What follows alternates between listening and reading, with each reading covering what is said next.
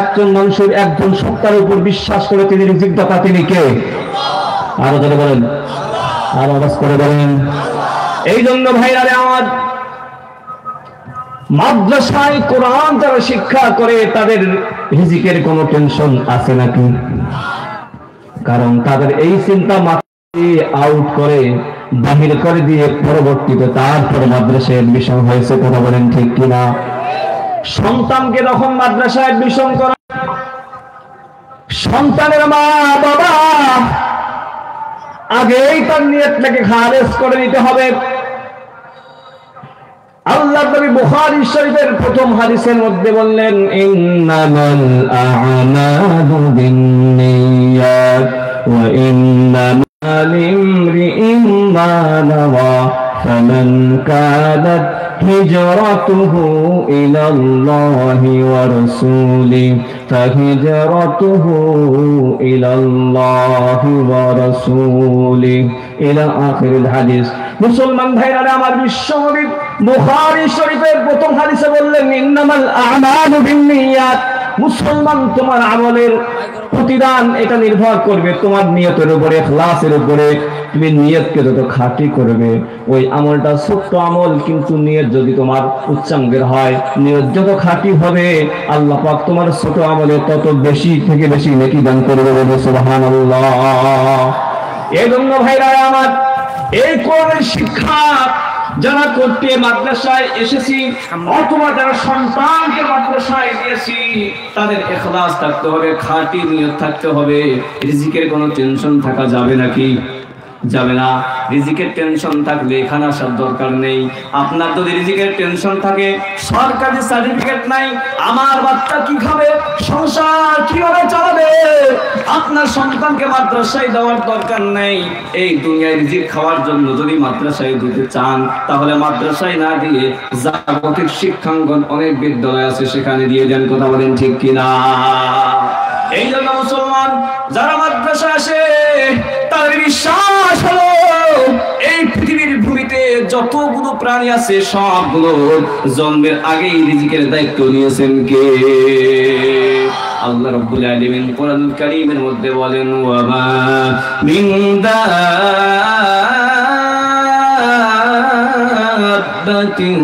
Feel আরদি ইল্লা আলাল্লাহি রিজকুহা ওয়া মা মিন দাব্বাতিন ফিল আরদি ইল্লা আলাল্লাহি রিজকুহা।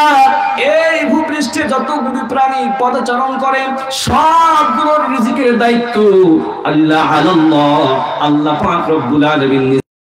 সুবহানাল্লাহ। একটু উদাহরণ পেশ করছি, কোরআন যে তাফসীরের কিতাব, এই দেশের প্রতিটি মাদ্রাসায় তাফসীর বিভাগে আলোচনা করা হয়, দর্স দেওয়া হয়, পাঠদান করা হয়। কওমি মাদ্রাসার সিলেবাসে আছে, আলিয়া মাদ্রাসার সিলেবাসে আছে তাফসীরে মাআরিফুল কোরআনে ওয়া মা মিন দাব্বাতিন ফিল আরদি ইল্লা আলাল্লাহি রিজকুহা। এই আয়াত খুলে দেখেন, তাফসীরের মধ্যে সংক্ষিপ্তভাবে নবীজির তাবি সাহাবীদের ঘটনা নিয়ে আসছেন। হযরত আব্দুল্লাহ ইবনে রাওয়াহা, তার ঘটনা বর্ণনা আছে সাহাবীদের। সাহাবায়ে কেরাম যুদ্ধের ময়দানে কোথাও সফরে চলে গেলেন। সফরে গিয়ে হঠাৎ করে তাদের থেকে তোষা সামান, খাদ্য বস্তু যেগুলো ছিল তাদের শেষ হয়ে যায়, খাদ্য দ্রব্যগুলো শেষ হয়ে যায়। চিন্তায় পড়ে গেলেন, টেনশনে পড়ে গেলেন, এই সফর তো আমাদের এখনো শেষ হয় নাই, আমরা খাইবো কি, আমরা কোথায় রিজিক পাবো, টেনশন ধরতেছে। তখন তারা দুইজনকে প্রতিনিধি হিসেবে বিশ্ব নবীর দরবারে পাঠালেন যে যাও তোমরা বিশ্ব নবীর কাছে গিয়ে আমাদের খাদ্য দ্রব্য নিয়ে আসো, আমরা কি খাইবো সফরে, আমাদের ব্যবস্থা করে নিয়ে আসো। আমার ভাইরা দুইজন সাহাবীকে পাঠিয়ে দিলেন, নবীজির দরবারে গেলেন। বিশ্ব নবীর দরবারে গিয়ে দেখে নবীজি এই আয়াতটা কোরআনুল কারীমের গুনগুন করে তেলাওয়াত করছেন, ওয়া মা মিন দাব্বাতিন ফিল আরদি ইল্লা আলাল্লাহি রিজকুহা।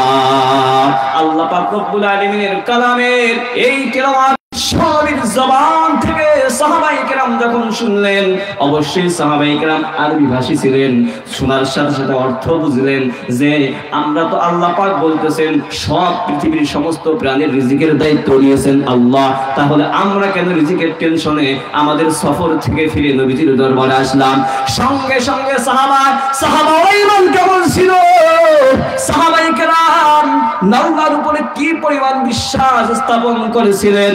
সাহাবী তখন ভাবলেন না না, নবীজির দরবারে আর যাইব না, কারণ রিজিকের জন্য নবীর দরবারে যাওয়ার প্রয়োজন নেই। ইল্লা আলাল্লাহি রিজকুহা, রিজিকের দায়িত্ব আল্লাহ নিয়েছেন। নবীজির কাছে গিয়ে রিজিকের অভিযোগ করার কোনো প্রয়োজন নেই। সাহাবী সেখান থেকে নবীজির দরবারে ঘরে না ঢুকে নবীজির দরবার থেকে ফিরে সফরে চলে গেলেন। গিয়ে দেখেন সেখানে আল্লাহ রাব্বুল আলামিন, এই সাহাবাওয়ালা ঈমান রেখে আল্লাহ পাক রব্বুল আলামিন ফেরেশতাকে বললেন, আমার ফেরেশতারে যাও যাও যাও, আমার নবীজির সাহাবী রিজিকের জন্য নবীর দরবারে গেল, যাওয়ার পরে দাও আমার কথা শুনলো, ওয়া মিন দাব্বাতিন ফিল আরদি ইল্লা আলাল্লাহি রিজকুহা, রিজিকের দায়িত্ব আমি আল্লাহ নিয়েছি। এই কথা এই তেলাওয়াত শোনার পরে পরে সাহাবী নবীজিকে অভিযোগ না করে, রিজিকের আবেদন না করে তিনি তারা ফিরে আসতেছে। ও আমার ফেরেশতা যাও, আমার ওই সাহাবীরা নিজের স্থানে ফিরে আসার আগে, গন্তব্যে ফিরে আসার আগেই তোমরা তাদের জন্য রুটি এবং গোশতের ব্যবস্থা করে সেখানে রেখে আসো। বলি সুবহানাল্লাহ। মুসলমান ভাইরা আমার, ওই দুই সাহাবী নবীজির দরবার থেকে ফিরে আফগানিস্তানে গন্তব্যের দিকে যাচ্ছেন। যাওয়ার পরে সেখানে গিয়ে দেখেন আল্লাহ পাক রব্বুল আলামিন তারা নবীজির দরবার থেকে ফিরে আসার আগে ডেক ভর্তি বড় বড় সাসপেনের মতো বড় বড় ডেক ভর্তি রুটি এবং গোশত আল্লাহর পক্ষ থেকে ব্যবস্থা করে দিয়েছেন। বলি সুবহানাল্লাহ। আমার ভাইরা, সাহাবায়ে কেরাম সকলে মিলে রুটি এবং গোশত ভক্ষণ করলেন। খাওয়ার পরে আরো কিছু রুটি এবং গোশত অতিরিক্ত বেঁচে গেল। বলি সুবহানাল্লাহ। এই বাঁচে যাওয়া রুটিগুলো তখন সাহাবী ভাবলেন, সাহাবায়ে কেরাম ভাবছেন হয়তোবা এই গোশতগুলো নবীজি পাঠিয়েছেন। বলি সুবহানাল্লাহ। মনে করছেন নবীজি পাঠিয়েছেন, এই জন্য সেগুলো নিয়ে নবীজির দরবারে ফিরে গেলেন।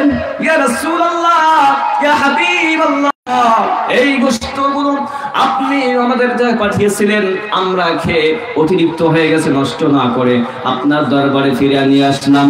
নবীজি বললেন, না না, আমি তো তোমাদের জন্য এগুলো পাঠাইনি। তখন সাহাবীকে জিজ্ঞাসা করলেন, বলো গো সাহাবী, কি উদ্দেশ্য তোমার? তুমি কেন আসলা? তুমি এই রুটিগুলো কোথা থেকে নিয়ে আসলা?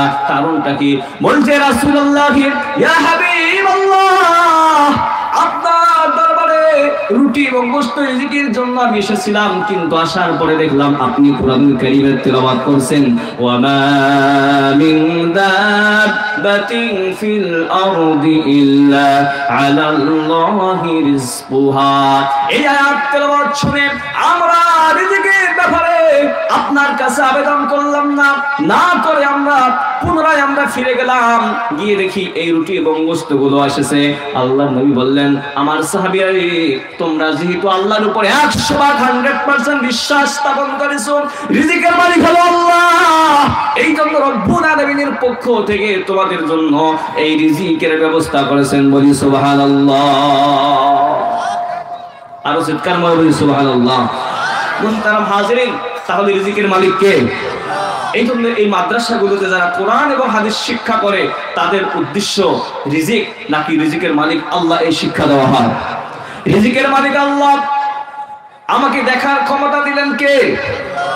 আওয়াজ করে বলেন, আমাকে ধরার ক্ষমতা দিলেন কে? আমি তো এক সময় কিছুই ছিলাম না। আল্লাহ রাব্বুল আলামিন সূরাতুল দাহরের মধ্যে সে কথা বললেন, আল্লাহ রাব্বুল আলামিন তিনি আমাদের রিজিক দাতা, তিনি আমাকে দৃষ্টি শক্তি দান করেছেন, তিনি আমাকে ধরার ক্ষমতা দিয়েছেন, তিনি আমাকে চলার মতো শক্তি দিয়েছেন।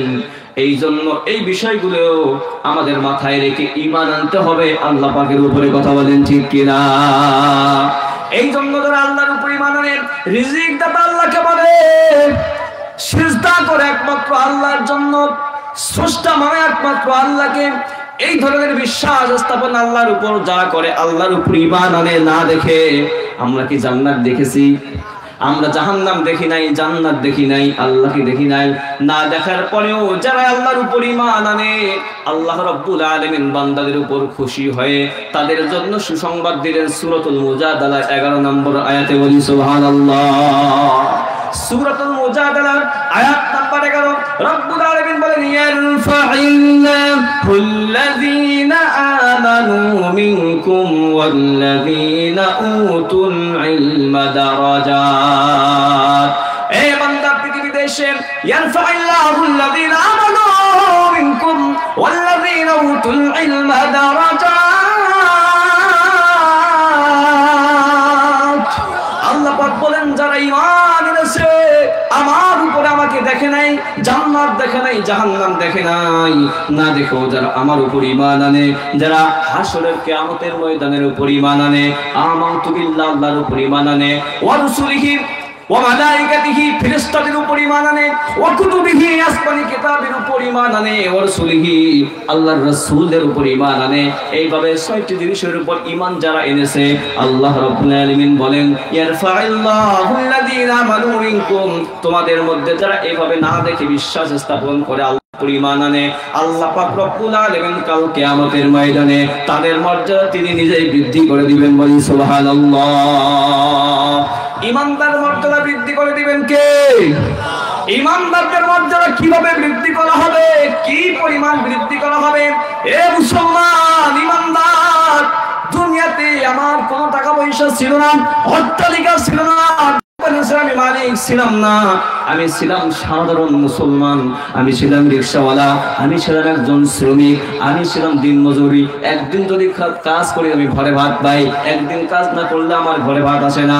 কিন্তু আল্লাহর নবী বলেন পৃথিবীতে মানুষটির কোনো সুখেরই ছিল না, সুনাম ছিল না, মর্যাদা বলতে কিছু ছিল না, কিন্তু যদি সেই ঈমানটাকে খাঁটি করতে পারে, আল্লাহর উপর ঈমান আনতে পারে, নবীর উপর ঈমান আনতে পারে, এই সাধারণ একজন ঈমানদার মানুষ রিকশাওয়ালা দিনমজুর, এই ব্যক্তিকে রব্বুল আলামিন কাল কিয়ামতের ময়দানে এই দুনিয়ার 10 দুনিয়া পরিমাণ জান্নাত তাকে দান করবে। বলি সুবহানাল্লাহ। এই জন্য রব্বুল আলামিন বলেছেন ইন্নাল্লাযীনা আমানু ওয়া আমিলুস সালিহাতি কানাত লাহুম জান্নাতুল ফিরদাউসি নুজুলা।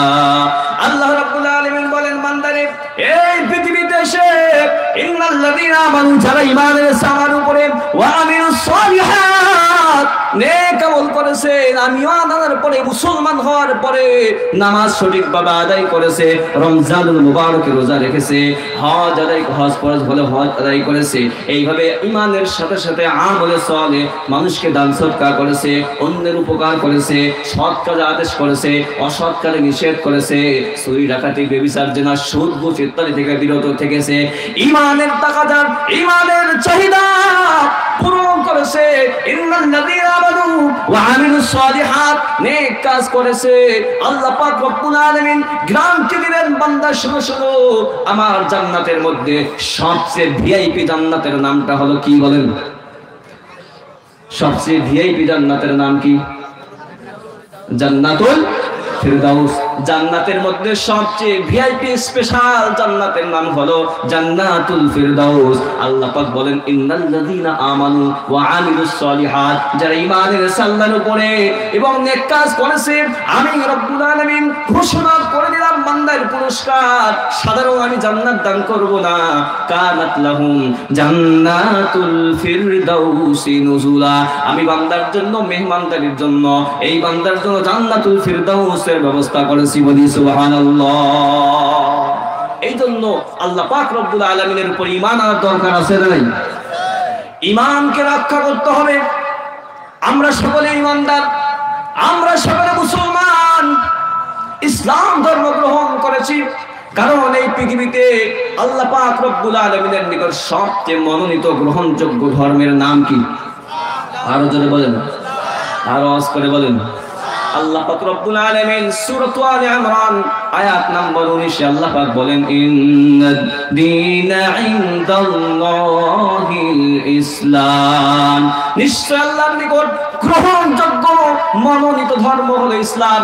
সুতরাং ইসলাম ধর্ম ছাড়া অন্য ধর্ম যদি কেউ অবলম্বন করে, অন্য ধর্ম কেউ যদি অন্বেষণ করে, অন্য ধর্ম যদি কেউ গ্রহণ করে, আল্লাহ পাক রব্বুল আলামিন তাদের কঠিন পরিস্থিতির কথা আল্লাহ পাক সূরা আলে ইমরানের 85 নম্বর আয়াতের মধ্যে বলেন ওয়া মান ইয়াবতাগি গায়রাল ইসলামি দীনান ফালান ইউকবালা মিন ওয়া হুয়া ফিল আখিরাতি মিনাল খাসিরিন। আল্লাহ ইয়াবতাগি গায়রাল ইসলামি দীনা, ইসলাম ছাড়া অন্য কোন ধর্মকে যদি কেউ অন্বেষণ করে গ্রহণ করে ফালাই ইউকবাল মিনহু, কোশ্চেন কালো তার থেকে সে মতামত গ্রহণ করা হবে না, সে ধর্ম তার নিকটে আল্লাহ পাকের নিকট গ্রহণযোগ্য হবে না, বরং ওয়া হুয়া ফিল আখিরাতি মিনাল খাসিরিন। কাল কিয়ামতের মুসিবতের দিনে, সেই দিনে ওই মানুষগুলো ক্ষতিগ্রস্তদের অন্তর্ভুক্ত হয়ে যাবে, বলেন নাউজুবিল্লাহ। এই জন্য ভাইরা আমার, ইসলাম যখন আমরা গ্রহণ করেছি, ঈমান যখন আল্লাহর উপর এনেছি, এই ঈমানের উপর যখন আঘাত আসবে, ইসলামের উপর যদি কোনো কটূক্তি করা হয়, ইসলামের উপর যদি কোনো আঘাত আসে, আমার ঈমানের উপর যদি কোনো আঘাত আসে, আল্লাহকে নিয়ে যদি কটূক্তি হয়, রাসূলকে নিয়ে যদি কটূক্তি হয়, আল্লাহর কিতাব কোরআন মাজিদকে নিয়ে যদি কটূক্তি হয়, যেহেতু আমরা ইসলাম গ্রহণ করেছি, ঈমানদার হয়েছি, সুতরাং ঈমানের দাবি হলো আমরা তখন আর মসজিদে বলে এখন তাসবিহ করতেছি, সুবহানাল্লাহ, আলহামদুলিল্লাহ, লা ইলাহা ইল্লাল্লাহ, মসজিদে জিকির করতেছি, কিন্তু এই কোরআনের বিপক্ষে যদি কথা বলে, এই আল্লাহর বিপক্ষে যদি কেউ কটূক্তি করে, রাসূলকে যদি কেউ অবমাননা করে, নবীজিকে যদি কটূক্তি করে, গালিগালাজ করে, নবীর টুপিকে নিয়ে গালিগালাজ করা হয়, নবীর দাড়িকে নিয়ে যদি কটূক্তি করা হয়, নবীর পাগড়িকে নিয়ে যদি কটূক্তি হয়, ইসলামের প্রতীক, ইসলামের শায়েরকে নিয়ে যদি কটূক্তি করা হয়, তাহলে আমরা আর মসজিদে বসে থাকার সময় নেই। কে কে আছে আমরা ইসলামের শত্রুদেরকে, নবীর দুশমনদেরকে, আল্লাহর শত্রুদেরকে এই দুনিয়া থেকে আমরা প্রতিহত করার জন্য জীবনের রক্ত দিয়ে হলেও আল্লাহর জন্য, আল্লাহর জমিন ইসলাম কায়েমের জন্য কে কে আমরা জীবন দিতে প্রস্তুত আছি? হাত তুলে আল্লাহকে দেখাই। আল্লাহ পাক কবুল করে, হাত নামান। আমার ভাইরা, ঈমান পাক্কা ঈমানদার হওয়ার জন্য আল্লাহর পরিবার আল্লাহ, এখন আমার করণীয় কি? ঈমানের পরে সবচেয়ে বড় একটা আমল, এই আমলটির নাম হলো সালাত। ঈমানের পর সবচেয়ে বড় আমলের নাম কি? সালাত, নামাজ। আল্লাহ রাব্বুল আলামিন সূরাতুল বাকারার শুরুতে বললেন, আল্লাযীনা ইউমিনুনা বিল গায়ব ওয়া ইউকিমুনাস সালাত। এক নম্বর বললেন আল্লাযীনা ইউমিনুনা বিল গায়ব, যারা অদৃশ্যের উপরে, গায়েবের উপরে যারা ঈমান এনেছে, তাদের প্রথম আমল হচ্ছে ওয়া ইউকিমুনাস সালাত, নামাজ প্রতিষ্ঠা করা। কি করা ভাই? নামাজ প্রতিষ্ঠা করা। কিন্তু আজকে মুসলমান ঈমান আনলাম, কিন্তু নামাজের জন্য আমরা নেই। আছি মুসলমান 5 ওয়াক্ত নামাজ পড়ে না। মুসলমান বলি আমি মুসলমান, নামাজের ধার ধারে না। সমাজের মানুষ নামাজি, এমন কিছু নামাজি আছে, কিছু আছে হলো ইউকলি নামাজি, কিছু আছে সাপ্তাহিক নামাজি। কি নামাজি? সাপ্তাহিক নামাজি। আবার কিছু আছে মান্থলি নামাজি, মাসে মাসে নামাজ পড়ে। আবার কিছু আছে ইয়ারলি নামাজি, বছরে বছরে নামাজ পড়ে। এমন মুসলমান আছেন নাই? সপ্তাহে কেউ নামাজ পড়ে শুক্রবার, শুক্রবার নামাজ পড়ে, সেই নামাজটা পরিপূর্ণ পড়ে না। ফরজ ওই 2 রাকাত জুমার নামাজ পড়ে, মনে হয় যে আল্লাহ দরবারে গিয়ে কল দেওয়ার সময় নেই, মিস কল মারে। কি মারে? Miss call. 2 রাকাত নামাজ পড়ে, ইমাম সাহেব সালাম ফিরানোর সাথে সাথে পিছনে কে নামাজি পড়তেছে কি পড়তেছে না, আমি নামাজের সামনে দিয়ে গেলাম, আমার কি অপরাধ হলো কি হলো না, সেদিকে তোয়াক্কা নেই। এরা হচ্ছে সাপ্তাহিক নামাজি, মসজিদের শুক্রবার একদিন গিয়ে আল্লাহর দরবারে মিসকল মেরে তার মসজিদ থেকে পালিয়ে যায়। বলেন নাউজুবিল্লাহ। আবার কিছু মুসলমান আছে মাসে নামাজ পড়ে, মাসের দিন নামাজ পড়ে, সবে বরাত আসলে নামাজ পড়ে, সবে কদর আসলে তাদেরকে পাওয়া যায়। আবার কিছু মুসলমান আছে ইয়ারলি বাৎসরিক নামাজি, বছরে 2 ঈদের 2 দিন নামাজের জন্য যায় ঈদগাহে। এছাড়া ওই যে ঈদের নামাজ পড়ে গেছে, ওই বান্দাকে আর কোনোদিন মসজিদে পাওয়া যায় না। কথা বলেন ঠিক কিনা? না, মুসলমান এমন মুসলমান, ঈমান আনার পরে এমন নামাজি হওয়া যাবে না। 5 ওয়াক্ত নামাজ যত সময়ে আদায় করতে পারলেই তার জন্য পুরস্কার, ঈমানের সাথে আমল, জান্নাতুল ফিরদাউস আল্লাহ পাক রেখেছেন। বলি সুবহানাল্লাহ। 5 ওয়াক্ত নামাজের সময় ঘনিয়ে আসলে, ইন্নাস সালাতা কানাত আলাল মুমিনিনা কিতাবাম মাওকুতা, নিশ্চয়ই মুমিনদের নামাজের জন্য নির্ধারিত সময় আছে। এই নির্ধারিত টাইমের ভিতরে 5 ওয়াক্ত নামাজ সঠিকভাবে আদায় করতে হবে। আমার ভাইরা, নামাজকে বিশ্বনবী সাল্লাল্লাহু আলাইহি ওয়াসাল্লাম ইসলামের খুঁটি বলেছেন। as-salatu ইমাদুদ্দিন, নামাজ হলো দ্বীন ইসলামের খুঁটি স্তম্ভ। সুতরাং ফামান তারাকাহা ফাকাদ হাদামাদ-দ্বীন, যে নামাজকে ছেড়ে দিল সে যদি ইসলাম ধর্মকে ধ্বংস করে দিল। বলেন নাউজুবিল্লাহ। কত বড় কথা, চিন্তা করে দেখেন, একজন মুসলমান হওয়ার পরেও তাকে বলা হচ্ছে তার ব্যাপারে নামাজ ছেড়ে দিলে সে মুসলমান, তার বাপ দাদা মুসলমান, 14 গোষ্ঠী মুসলমান, কিন্তু মুসলমানের ঘরে জন্ম নিয়েও সে ইসলামকে ধ্বংস করে দিল। নাউজুবিল্লাহ। আমার ভাইরা, কালকে আমাদের ময়দানে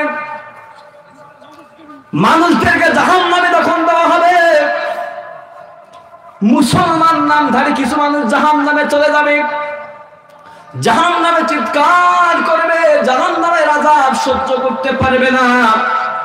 দাউ দাউ করে আগুনের মধ্যে থাকার পরে পিপাসায় কলিজা ফেটে যাবে। আল্লাহ পাক রব্বুল আলামিনকে আবেদন করবে, রব্বুল আলামিন আমাদের জন্য একটি পানির ব্যবস্থা করেন, কলিজা ফেটে যাচ্ছে।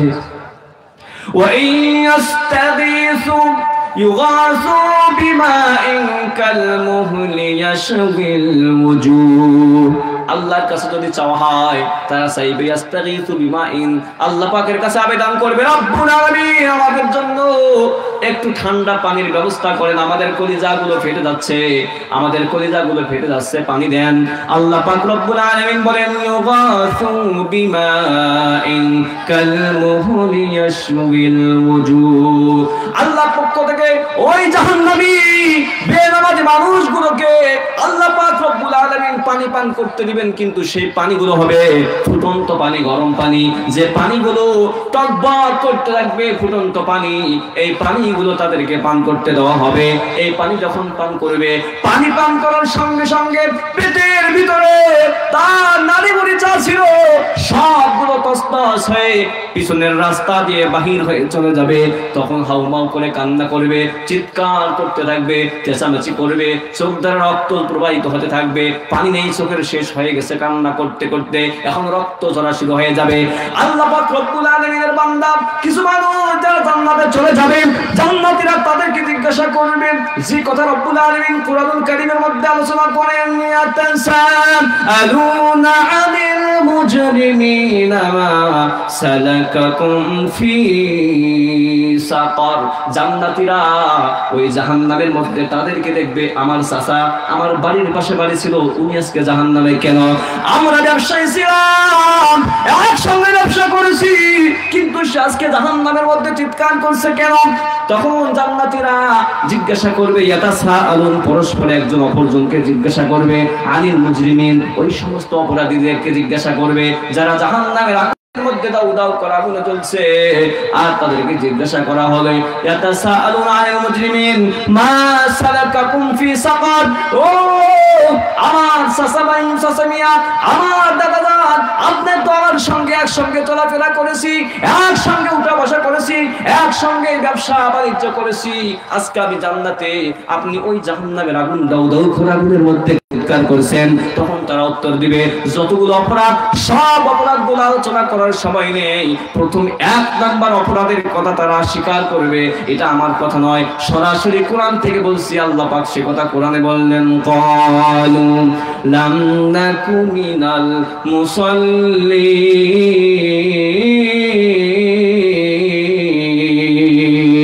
তারা চিৎকার করে বলবে, ক্বালু লাম নাকু মিনাল মুসাল্লিন, আমরা পৃথিবীতে একসঙ্গে বসবাস করেছি, কিন্তু মসজিদ যখন আজান হইতো তুমি মসজিদে নামাজের দিকে ছুটে যাইতা, কিন্তু আমি তো ব্যবসার মধ্যে লিপ্ত ছিলাম, নামাজের ধারে নাই। নামাজে যখন মুয়াজ্জিন আজান দিত তোমরা তখন চাকরির অফিসকে বন্ধ করে নামাজে যাইতা, আমরা তো অফিসে নিয়মিতভাবে আমাদের চাকরি কার্যক্রম ডিউটি পালন করেছিলাম। ক্বালু লাম নাকু মিনাল মুসাল্লিন, আমরা নামাজে ছিলাম না, সময় মতো নামাজ আদায় করি নাই, এই কারণে আজকে জাহান্নামের মধ্যে দাউ দাউ করে আগুনে আমাদেরকে জ্বলতে হইতেছে। আমার ভাইরা, এই জন্য বলেন নামাজ পড়ার দরকার আছে না নাই? এই জন্য আজকে থেকে আমরা নিয়ত করি 5 ওয়াক্ত নামাজ পড়া যাবে কি যাবে না? পাঁচ ওয়াক্ত নামাজ মুসলমান হিসেবে যদি নামাজ না পড়ে, আল্লাহর নবী বলেন মান তারাকা সালাতা মুতাআম্মিদান ফাকাদ কাফার, যে ব্যক্তি ইচ্ছাকৃতভাবে নামাজকে ছেড়ে দিল সে যেন কুফরি করে বসলো, যদিও বা একবারে কাফের না হয়, কিন্তু এই চরিত্রটা হলো নামাজের সময় নামাজ না পড়ে অবহেলা করে, অলসতা করে নামাজ ছেড়ে দেওয়া, এটা কোনোদিন মুমিনের চরিত্র হতে পারে না, এটা হলো একজন কাফেরের চরিত্র। এই জন্য বিশ্ব নবী বললেন মান তারাকা সালাতা মুতাআম্মিদান ফাকাদ কাফারা, যে নামাজকে ইচ্ছাকৃত ছেড়ে দিল সে যেন কাফের হয়ে গেল। বলেন নাউযুবিল্লাহ। এই জন্য ভাইরা আমার, আমাদেরকে পাঁচ ওয়াক্ত নামাজি হলো তো ইনশাআল্লাহ। আমরা পাঁচ ওয়াক্ত নামাজ পড়ার জন্য কে কে রাজি আছে আল্লাহকে একটু স্মরণ করি, আল্লাহ পাক কবুল করুন, আমিন। আল্লাহ পাক পাঁচ ওয়াক্ত নামাজ পড়ার তৌফিক দান করেন। এই যে শীতকাল, বলবেন হুজুর শীতকাল আসছে, এখন কি নামাজ পড়া যায়? আমরা তো গরমকালে নামাজ পড়ি, গরম পানি একটু উযু করলে ভালো লাগে, শান্তি পাওয়া যায়। শীতকালে এত কষ্ট করে কেউ উযু করতে যায়? আল্লাহর নবী সাল্লাল্লাহু আলাইহি ওয়াসাল্লামের একটা হাদিস আপনাদেরকে শোনাবো। আন আবি যার রাদিয়াল্লাহু তাআলা আনহু, নবীদের বিশিষ্ট সাহাবী আবু যার গিফারি রাদিয়াল্লাহু তাআলা আনহু, যে সাহাবীর নাম সকলেই শুনে থাকবেন। নবীজির সাহাবী নবীজির সঙ্গে সফরে বের হলেন, সফরে যাচ্ছেন, প্রতিমধ্যে আল্লাহর নবী সাল্লাল্লাহু আলাইহি ওয়াসাল্লামের একটি বৃক্ষের পাতা ঝরতে দেখলেন, পাতাগুলো ঝরে পড়তেছে। আল্লাহর নবী হাত দিয়ে সেই ডালটাকে ধরলেন, তখন আরো বেশি বেশি ওই পাতা ঝরতে লাগলো। এবং তখন বিশ্বনবী ডাক দিয়ে বললেন ইয়া আবু যার, হে আবু যার। নবীজির সাহাবী বললেন লাব্বাইকা ইয়া রাসূলুল্লাহ, ইয়া রাসূলুল্লাহ, ইয়া হাবিবাল্লাহ, আমি উপস্থিত আছি, কি বলবেন আমাকে বলেন। নবীজি বললেন সাহাবীরা শোনো শোনো, এই যে গাছের পাতা ঝরতেছে, আমি হাত দিলাম আরো বেশি পাতা ঝরতেছে। ইন্নাল আবদাল মুসলিমা লা ইউসাল্লিস সালাতা ইউরিদু বিহা ওয়াজহাল্লাহ তাহাফাত আনহু যুনুবুহু কামা তাহাফাত হাদাল ওয়ারকু আন হাদিহিশ শাজারা। আল্লাহ বলেন আমার সাহাবী শোনো, ইন্নাল আবদাল মুসলিমা লা ইউসাল্লিস সালাহ ইউরিদু বিহা ওয়াজহাল্লাহ। মুসলমান বান্দা, ইন্নাল আবদাল মুসলিমা, মুসলিম বান্দা আল্লাহর গোলাম যখন লা ইউসাল্লিস সালাতা ইউরিদু বিহা ওয়াজহাল্লাহ, একমাত্র আল্লাহকে সন্তুষ্ট করার জন্য, একমাত্র আল্লাহকে পাওয়ার জন্য, একমাত্র আল্লাহর পাগল হয়ে ঠান্ডাকে উপেক্ষা করে, শীতকে উপেক্ষা করে, সাপ্তাহিক নামাজি নয়, মাসিক নামাজি নয়, ইয়ারলি সাপ্তাহিক বাৎসরিক নামাজি নয়, শীত হোক গরমকালে হোক, সর্বহালতে আল্লাহকে পাওয়ার জন্য যে বান্দা ইন্নাল আবদাল মুসলিমা লা ইউসাল্লিস সালাতা ইউরিদু বিহা ওয়াজহাল্লাহ, আল্লাহ সন্তুষ্টির জন্য একমাত্র নামাজ পড়ে, মানুষকে দেখানোর জন্য নামাজ পড়ে না, একমাত্র আল্লাহকে সন্তুষ্টির জন্য সব সময়, যখন এই সময় হয়, যে হালতে থাকে তখনই নামাজ আদায় করে। আমার সাহাবী শোনো শোনো, তাহাফাত আনহু যুনুবুহু, আমার ওই বান্দা, ওই মুসলমান, ওই বান্দার, আমার উম্মতের শরীর থেকে, তার শরীর থেকে তাহাফাত আনহু যুনুবুহু, তার শরীর থেকে এক এক করে পুরা শরীরে যতগুলো গুনাহ হয়েছে, হাতের গুনাহ, পায়ের গুনাহ, চোখের গুনাহ, অঙ্গ প্রত্যঙ্গের গুনাহ, শরীরের যতগুলো গুনার বোঝা আছে, এক এক করে সমস্ত গুনাহগুলো তার শরীর থেকে ঝরে যায়। বলি সুবহানাল্লাহ। কামা তাহাফাত হাদাল ওয়ার আন হাদিহিশ শাজারা, এই গাছ থেকে পাতাগুলো যেভাবে ঝরে পড়ে যায়, শীতকালে দেখবেন এই গাছগুলোর পাতা ঝরতে ঝরতে একটি পাতাও গাছের মধ্যে পাওয়া যায় না। কথা বলেন ঠিক কিনা? আল্লাহর নবী উদাহরণ দিয়ে বললেন শীতকালে যেভাবে গাছের পাতাগুলো পড়তে পড়তে একটি পাতাও খুঁজে পাওয়া যায় না, আমার উম্মত যদি সঠিকভাবে আল্লাহর জন্য নামাজ আদায় করে, তার শরীরে এভাবে একটি গুনাহও থাকে না। বলি সুবহানাল্লাহ। আল্লাহর নবীর সাহাবী আরেক হাদিস বর্ণনা করেছেন, আল্লাহর নবী বলেন লাউ আন্না নাহরান বিবাবি আহাদিকুম ইয়াগতাসিলু ফীহি কুল্লা ইয়াওমিন খামসান হাল ইয়াবকা মিন দারনিহি শাই, ক্বালু লা ইয়াবকা মিন দারনিহি শাই, ক্বালা ফাযালিকা মিসলু সালাওয়াতুল খামস ইয়ামহুল্লাহু বিহিন্নাল খাতায়া। আল্লাহর নবী সাহাবীদেরকে লক্ষ্য করে বললেন, ও আমার সাহাবীরা শুনো, তোমার বাড়িতে যদি একটি নদী থাকে, একটি পুকুর থাকে, বাড়ির পাশে নদী থাকে, আর ইয়াগতাসিলু ফীহি কুল্লা ইয়াউমিন খামসান, আর প্রতিদিন দৈনিক 5 বার যদি সেই নদীতে বা পুকুরে তুমি গোসল করো, হাল ইয়াবকা মিন দারনিহি শাই, তাহলে তোমার শরীরে কি কোনো ময়লা থাকতে পারে, কোনো অপবিত্র বস্তু থাকতে পারে? ক্বালু লা ইয়াবকা মিন দারনিহি শাই, সাহাবীরা বললেন না না ইয়া রাসূলুল্লাহ, ইয়া হাবিবাল্লাহ, 5 বার কোনো ব্যক্তি যদি দৈনিক গোসল করে তার শরীরে কোনো ধরনের ময়লা থাকতে পারে না। আল্লাহ নবী বললেন ফাদালিকাল মিসলুস সালাওয়াতুল খামস, ঠিক তেমনি ভাবে 5 ওয়াক্ত নামাজ অনুরূপ, ইয়ামহুল্লাহু বিহিন্নাল খাতায়া, যে বান্দা দৈনিক 5 ওয়াক্ত নামাজ সঠিকভাবে আদায় করে, আল্লাহ পাক রব্বুল আলামিন ওই ব্যক্তির মতো তার শরীর থেকে সমস্ত গুনাহ নামক ময়লাগুলো ধুয়ে পরিষ্কার করে দেন। বলি সুবহানাল্লাহ। এজন্য মুহতারাম হাজিরিন,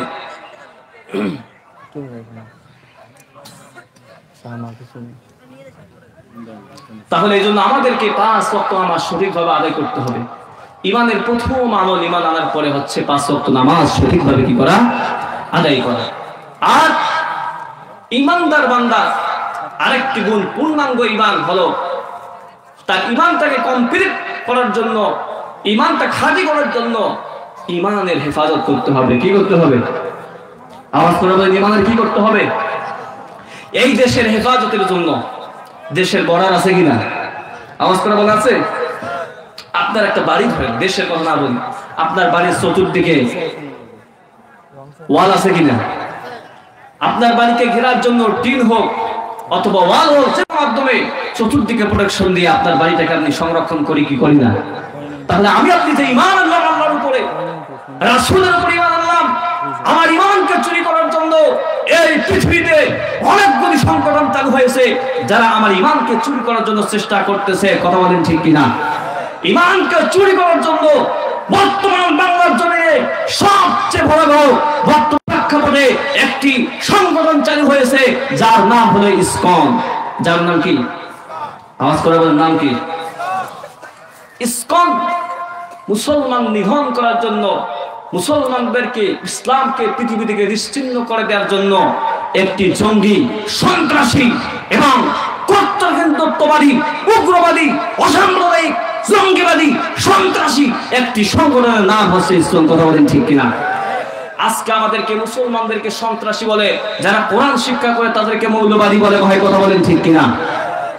আজকে যারা কোরআনের কথা বলে তাদেরকে আজকে জঙ্গিবাদী বলতেছে।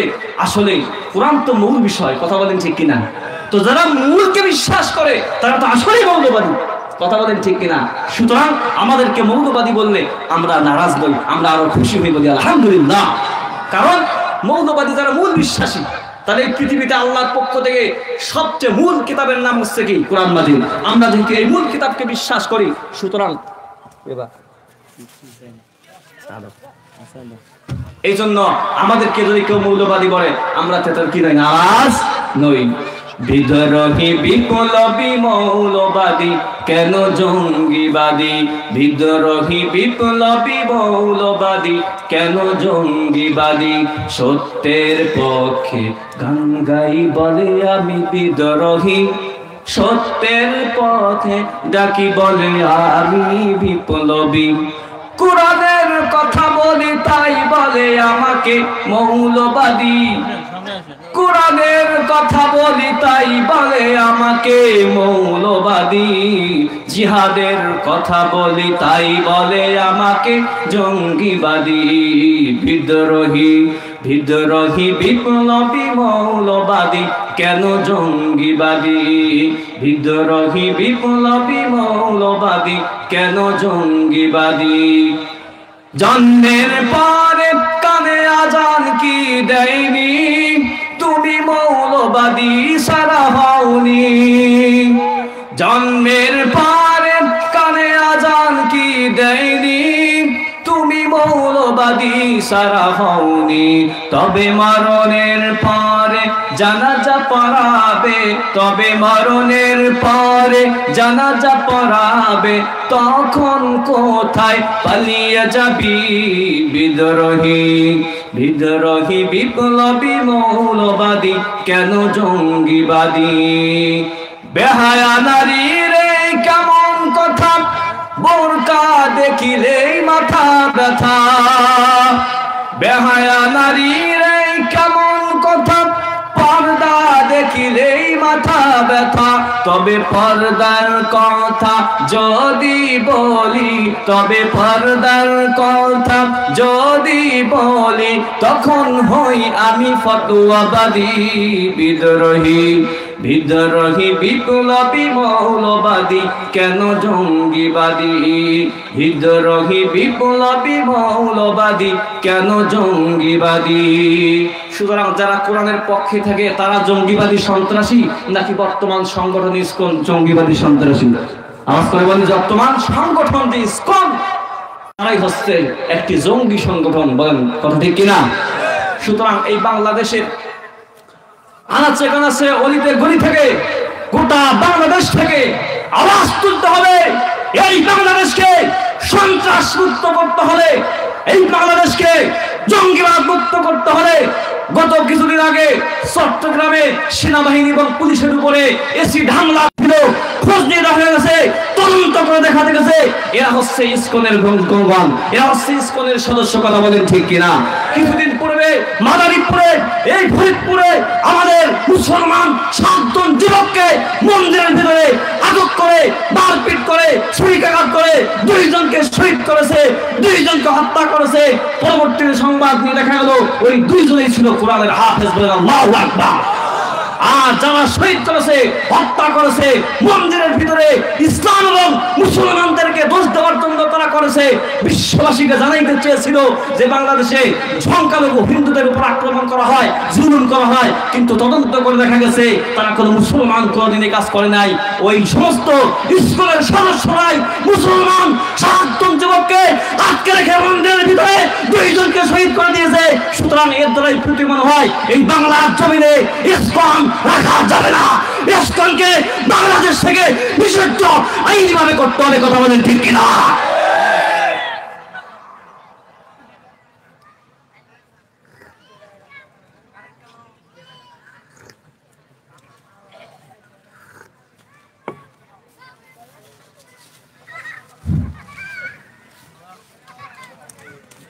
মুহতারাম হাজিরিন, তাহলে আমাদের ঈমান বলেছিলাম, ঈমানের জন্য কি করতে হবে? আমাদের ঈমানকে হেফাজত করতে। বাড়ি হেফাজত করি তো? আরে ভাই, বাড়ি তো দূরের কথা, বাড়িতে যে হাঁস মুরগি থাকে, হাঁস মুরগি তো আমরা কি করি? হেফাজত করি। তাহলে হাঁস মুরগি যদি হেফাজত করতে হয়, বাড়িটা যদি হেফাজত করতে হয়, এই দুনিয়ার মধ্যে আল্লাহ পাক রব্বুল আলামিন সবচেয়ে মহা সম্পদ দান করেছেন, সেই সম্পদের নাম হচ্ছে ঈমান। বলি সুবহানাল্লাহ। তাহলে ঈমানের হেফাজত করতে হবে না? সুতরাং ঈমানের হেফাজতের জন্য, ইসলামের হেফাজতের জন্য এই পৃথিবীতে আজকে সেনাবাহিনী আছে, পুলিশ বাহিনী আছে, তারা দেশ রক্ষা করে। আর পৃথিবীতে ইসলাম রক্ষা করার জন্য, কোরআনকে রক্ষা করার জন্য আল্লাহ রাব্বুল আলামিন কিছু সৈনিক তৈরি করেন। সেই সৈনিকগুলো তৈরি হয় এই বাংলার কাজুল, এই সমস্ত তাহফিজুল কোরআন ক্যাডেট মাদ্রাসা থেকে। কথা বলেন ঠিক কিনা? দারুল ইসলাম মডেল মাদ্রাসা থেকে। কথা বলেন ঠিক কিনা? বারকাতুল সুন্নাহ কওমি মাদ্রাসা থেকে। কথা বলেন ঠিক কিনা? মসজিদুল হুদা নুরানি হাফিজা থেকে, বিশ্বের বাংলাদেশের সমস্ত মাদ্রাসা থেকে এই পৃথিবীতে ঈমান এবং ইসলামকে হেফাজতের সৈনিক তৈরি করা হয়। কথা বলেন ঠিক কিনা? আমার ভাইরা, এই জন্য এই মাদ্রাসাগুলোর বিরুদ্ধে যারা ষড়যন্ত্র করবে তাদের স্থান এই বাংলার জমিনে হবে না। কথা বলেন ঠিক কিনা? যেমন আপনারা সকলে জানেন, গত 5 আগস্ট যারা এই পৃথিবীতে বাংলাদেশে যারা বেশি লাফালাফি করেছিল, খেলা হবে, কি বলেছিল? এই বেটা তুমি কোথায় আসো, খেলবো। আমরা খেলতে মাঠে আসছি। কথা বলেন ঠিক কিনা? যারা বলছে খেলা হবে, যারা বলছে মাদ্রাসাগুলো ব্যাগের ছাতার মতো হয়েছে, তার অস্তিত্ব আজকে বাংলাদেশে খুঁজে পাওয়া যায় না। ঠিক তেমনি হবে আগামী দিনের পর্যন্ত হুঁশিয়ার করে দিতে চাই, সাবধান করে দিতে চাই, ইসলামের বিরুদ্ধে, ঈমানের বিরুদ্ধে, মাদ্রাসার বিরুদ্ধে, আলেমের বিরুদ্ধে যারাই কটুবাক্য করবে তাদের বাংলার জমিনে ইসলাম হবে না, হবে না, হবে না।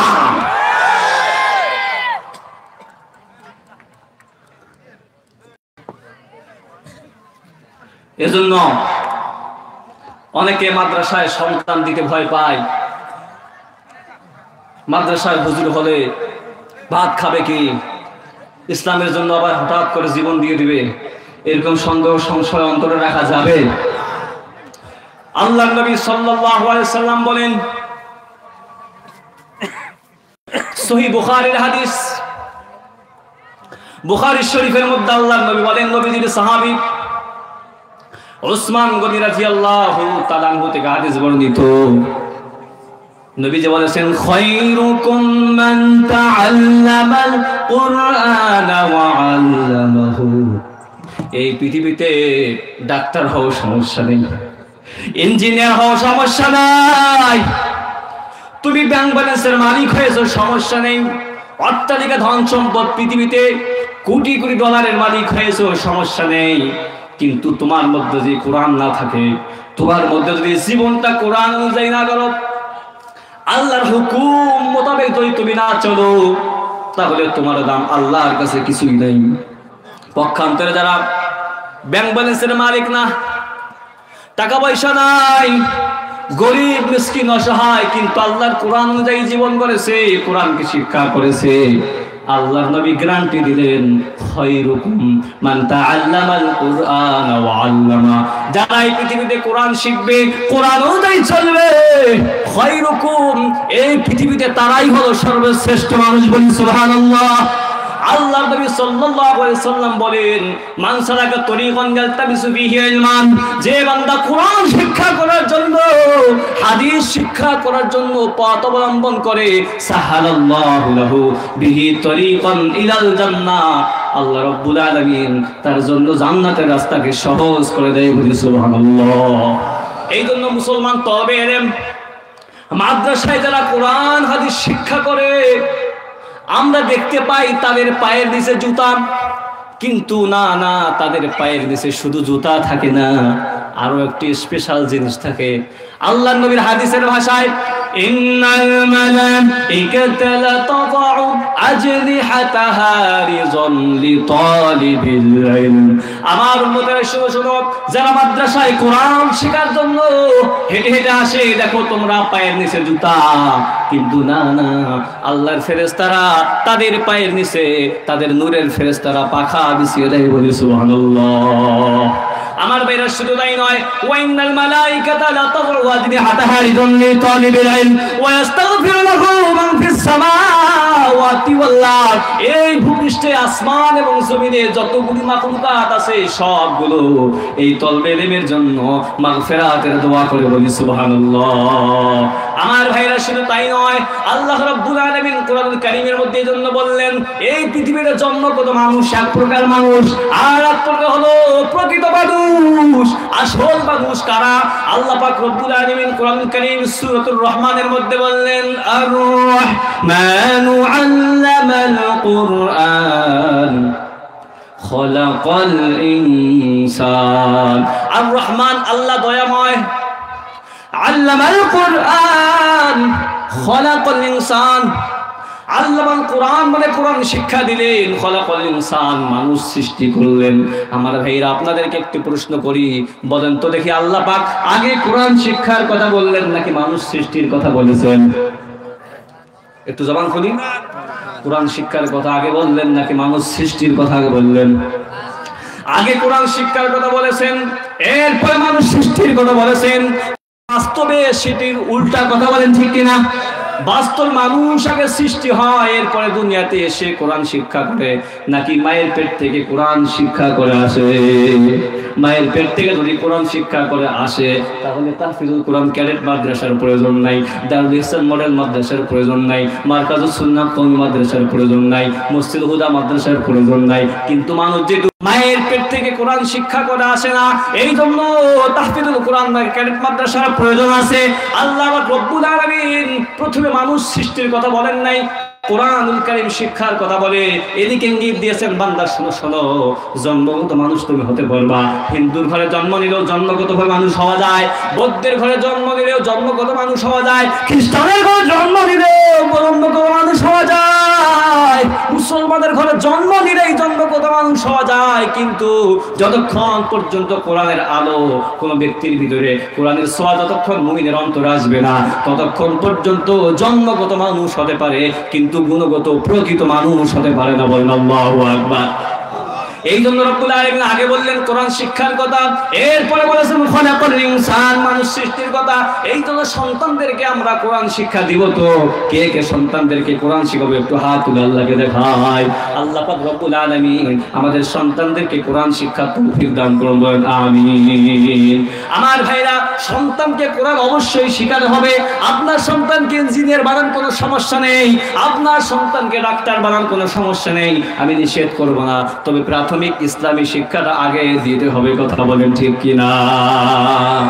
প্রাথমিক শিক্ষা, নামাজ কিভাবে পড়বে, রোজা কিভাবে আদায় করবে, তাহলে এই প্রাথমিক ইলমে দ্বীনের শিক্ষাগুলো আমি আপনি সন্তানদেরকে যদি না দেই, তাহলে এই সন্তানগুলো মুসলমান হিসেবে পৃথিবীতে চলাফেরা করতে পারবে না, আমল জিন্দেগি করতে পারবে না। কালকে আমাদের নয় এই সন্তানগুলো যদি জাহান্নামী হয়ে যায়, তখন আল্লাহকে বলবে, আল্লাহ আমার কোনো দোষ ছিল না, আমার কোনো অপরাধ ছিল না, আমি তো বুঝছিলাম আমার মা বাবা আমাকে কোরআন শিখাই নাই, আমার মা বাবা আমাকে নামাজ শিখায় নাই, আমার মা বাবা আমাকে ইসলাম অনুযায়ী শিক্ষা দেয় নাই, অতএব আমি তো এই জন্য বুঝি নাই, আমি জানি নাই, এই জন্য আমল করতে পারি নাই। সুতরাং আমাকে যদি জাহান্নামে দিতে চান, তাহলে ইন্নাল্লাযীনা ক্বালু রাব্বুনাল্লাহ সুম্মা ইসতাকামু, আল্লাহ পাক বলেছেন ওয়া ক্বালাল্লাযীনা কাফারু রাব্বানা আরিনাল্লাযীনা আযাল্লানা, ইয়া আল্লাহ আমাদেরকে যারা অপদস্থ করেছে, পথভ্রষ্ট করেছে, তাদেরকে নিয়ে আসেন। আমরা তো বুঝি নাই, আমরা শুনেছিলাম, অবুঝছিলাম, কোরআন শিখতে পারি নাই, ইসলাম শিখতে পারি নাই, এর পিছনে কারণ হলো আমার মা বাবা। সুতরাং নাজআলহুমা তাহতা আকদামিনা, আমরা তাদের বুকের উপর আমাদের পা রেখে জাহান্নামে যাব, তাদেরকেও জাহান্নামে নিক্ষেপ করব, নাউযুবিল্লাহ। মুহতারাম হাজিরিন, এজন্য আমার আপনার সন্তানকে কোরআনের শিক্ষা দিব তো, সন্তানকে ইলমে দ্বীন শিক্ষা দিব তো ইনশাআল্লাহ। সন্তানকে যদি কোরআন শিখাই, তাহলে এর মধ্যে লাভ না ক্ষতি?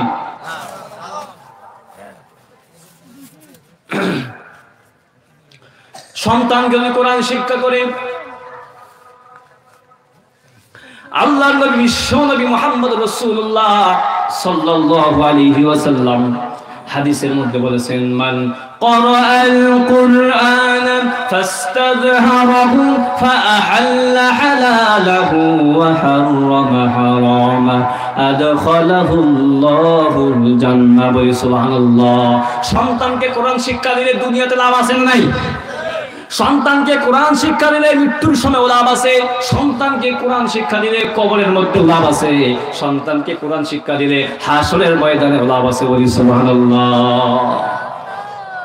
তাহলে সন্তানকে কোরআন শিক্ষা দিলে দুনিয়াতে কি লাভ জানার দরকার আছে না নাই? সন্তানকে কোরআন শিক্ষা দিলে মৃত্যুর সময় কি লাভ হয়, কবরে কি লাভ হয়, হাসরের ময়দানে কি লাভ হয়, এগুলো জানার দরকার আছে না নাই? কথা বলি না কেন? আমরা ঘুমাচ্ছি, একটু জিকির করি লা ইলাহা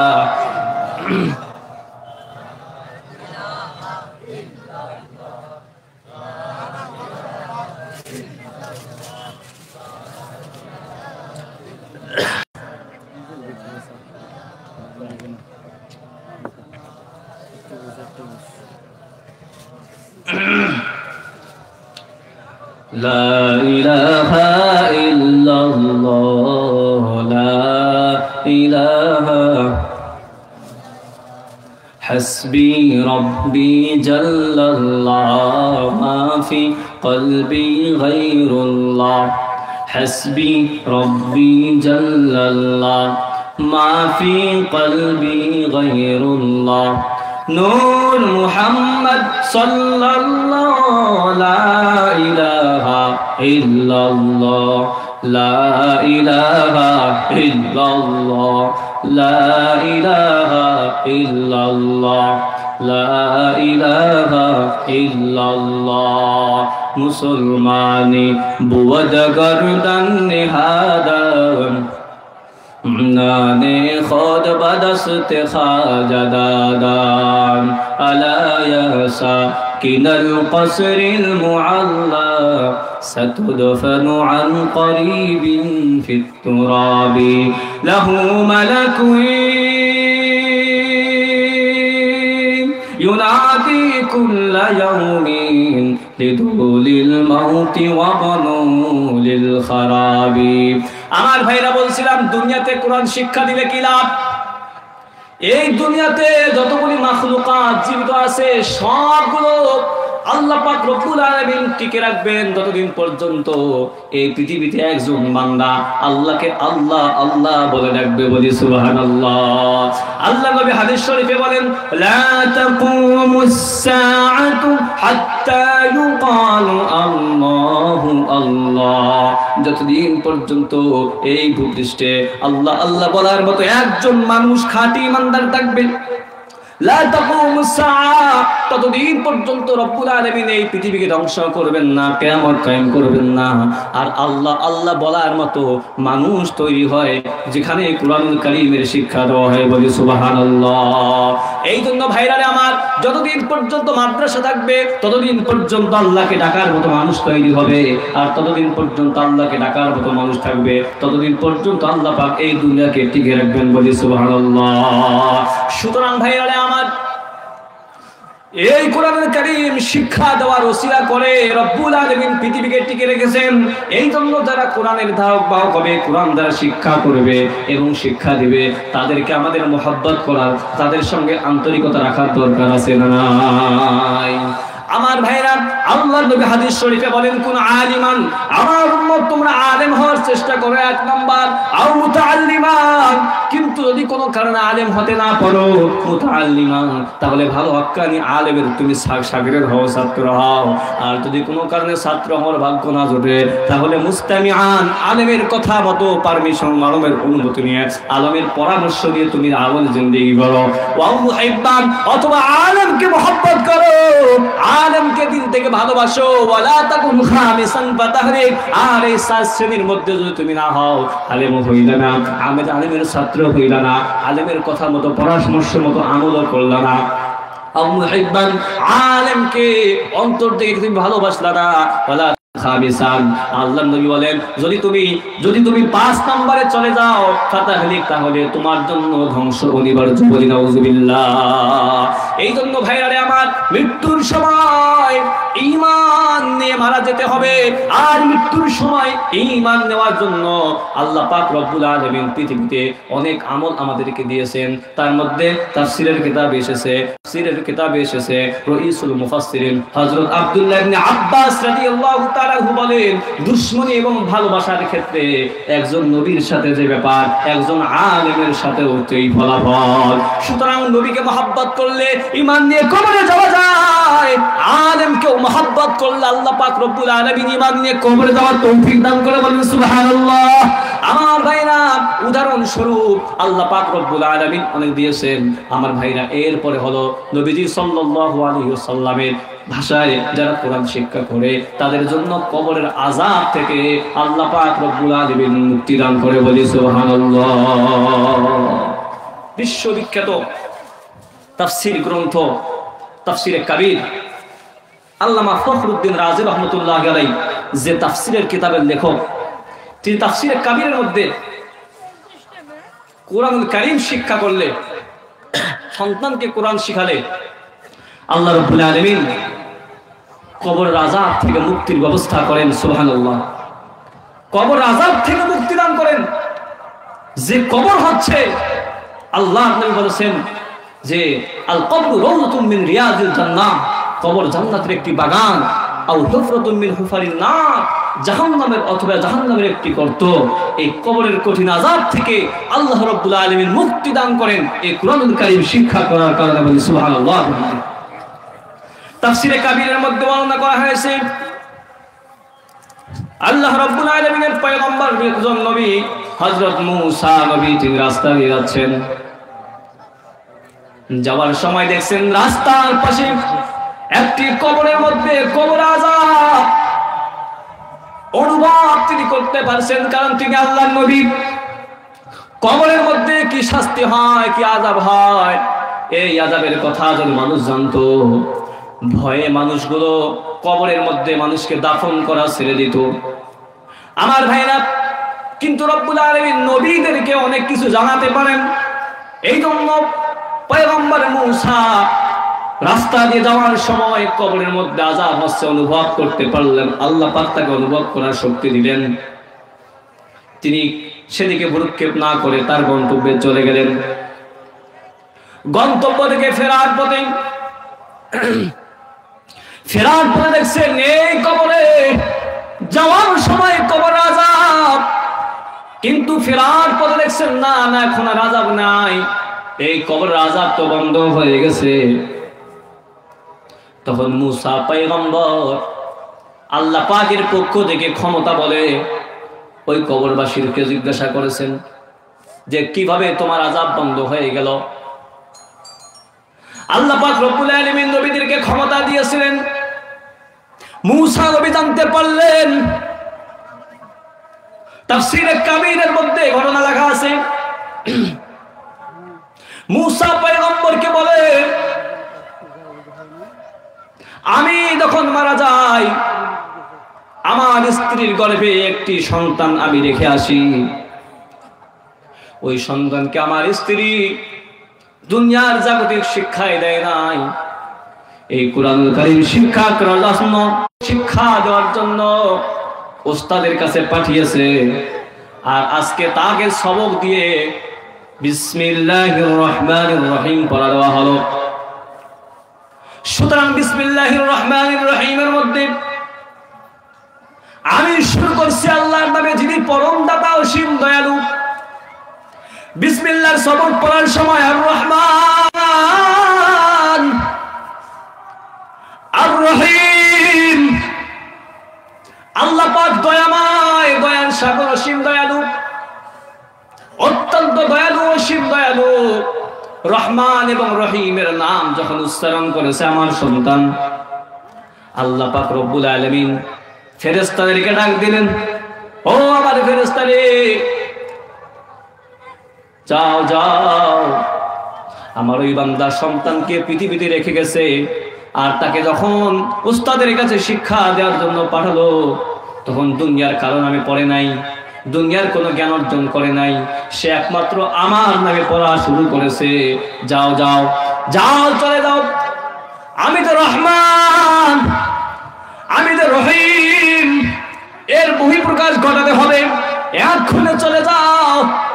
ওই সন্তান যে বিসমিল্লাহির রহমানির রহিম বলেছে, সে তখন মাতৃগর্ভে ছিল, তার বাবা ইন্তেকাল করে কবরের মধ্যে আযাব হইতেছে। যাও যাও, তার বাবার কবরের আযাবটাকে এখনই বন্ধ করে দাও। আল্লাহর পক্ষ থেকে ফেরেশতা সঙ্গে সঙ্গে আল্লাহ পাক রব্বুল আলামিনের অর্ডার পাওয়ার সাথে সাথে ওই বান্দার কবরের আযাব সাথে সাথে বন্ধ করে দিলেন। বলি সুবহানাল্লাহ। আমার ভাইরা, এই জন্য সন্তানকে যদি আমরা আল্লাহর শিক্ষায় শিক্ষিত করি, আল্লাহর নামে শিক্ষা দেই, কারণ পৃথিবীতে শিক্ষা দিতে হবে কার নামে, পড়তে হবে কার নামে, খাইতে হবে কার নামে, কথা বলেন না কেন, ঘুমাইতে হবে কার নামে, সব কাজ মুসলমানরা করবে একজনের নামে, তিনি হলেন কে? আরো জোরে বলেন কে? আরো জোরে বলেন কে? একটু আল্লাহর নাম স্মরণ করি, আল্লাহ আল্লাহ আল্লাহ।